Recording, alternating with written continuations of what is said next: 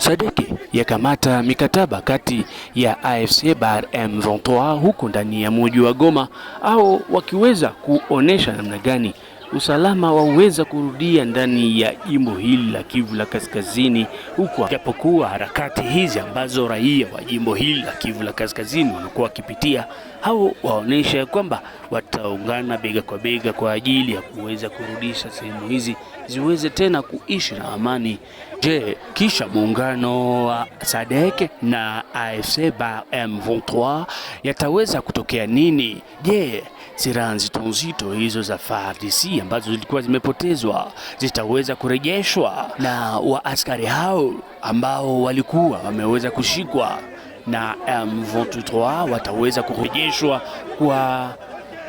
kampi zao kwa ajili ya kuona namna gani ya kuweza kupigana kwa ajili ya nchi zao? Toa maoni yako kupitia alama ya kujumlisha 243998056 Hii unayoifuata ni Afrique Plus 243 News kutoka mashariki mwa nchi ya DRC mjini Goma.